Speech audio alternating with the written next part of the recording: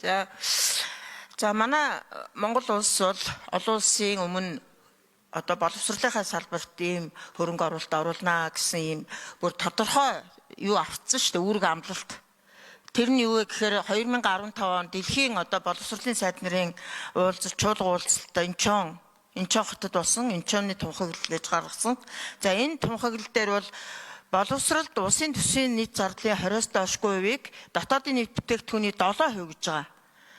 Тэгэхээр бид нар энэ олон улсын гэрээ конвенц тунхаглалд гарын үсэг зураад үүрэг хүлээчээд өнөөдөр одоо тэрнээс хойш 10 гаруй жил өнгөрчихсөн байхад ямар ч тийм нэмэгдсэн болж байгаа юм байхгүй, бөөн асуудал тийм ээ.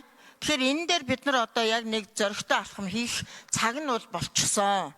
Тийм учраас энэ 2030 онд Инчоны тунхаглал гэрээндээ одоо дүгнэлтээ хийнэ, дүнгээ тавина тийм ээ. Тэгээд энэ манай улс одоо дотоодын бүтээгдэхүүнийхээ 4%-тай улсын төсвийн зардлын 13%-тай л байгаа шүү дээ. Ер нь бол гадаадын зээл тусламжаар Азийн хөгжлийн банкны зээлээ оруулаад арай гэж нэг 5 руу орж байгаа шүү дээ. Бодит үнэн бол энэ. Бид нар ингээд хамаагүй энэ тэндээс авсан зээлээ үртэл оруулаад ингэж тоогоо нэмж худлаа ярьдаг одоо болох хэрэгтэй. Азийн хөгжлийн банкны 150 сая доллар чинь энэ дотоодын нийт бүтээгдэхүүний одоо 5.3 руу гэж яриад байгаа байхгүй юу? Улсын төсвийн зардлын 16% хүрсэн байгаа гэдэг байгаа юм. Тэгээд багш ажилчдын цалин өссөн тэр дор байхад яагаад ч хүрэх боломжгүй. Тэгэхээр энийг бол яг бодтойгоор нь гаргаж ирэх хэрэгтэй нэгдүгээрт. Хоёрдугаарт одоо энэ сангийн яамнаас хүн байхгүй ийм утгагүй байж болохгүй шүү дээ тий. Зарчмын зөрүүтэй санал оруулж яхад чинь мэдэх хөнгүүгээ сууж идэг. Үнэхээр хариуцлагагүй байна. Тэгээд яг шаардлагатай бидний энэ хилцэж байгаа үед нь байхгүй байсан байж дараа нь тэрч болохгүй энэ ч болохгүй гэд баахан хаалт яриад суудаг. Ийм зарчимгүй байж болохгүй. Тийм учраас энэ сангийн яамны тэр төрийн нарийн юу гэдгийг яг мэдэх хэмжээнийх нь хүн суумаар байна. Одоо тэгэл багш нарын цалинг нэмэх ёстой гэд та нар сонгуулийн манай их хурлын гишүүд бол сонгуулийн одоо амлалт мөрийн хөтөлбөр тэр иргэдтэй уулзах бүгдэн дээр нь л ярьдаг ш. Багшийн цалин $1000 байх ёстой гэд.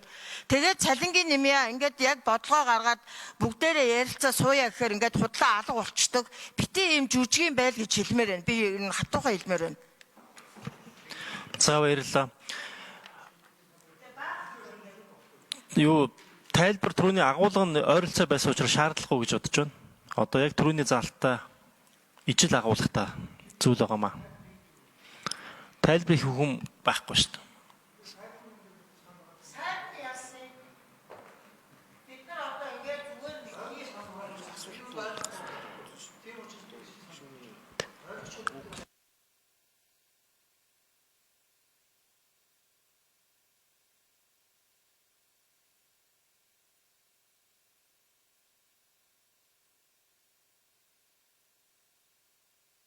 За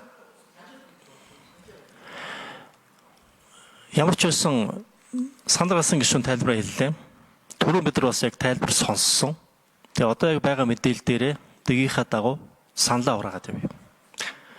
За саяын мөнхтөө гишүүний гаргасан саналыг дэмжиж гэсэн томьёолоор санал оруулалт.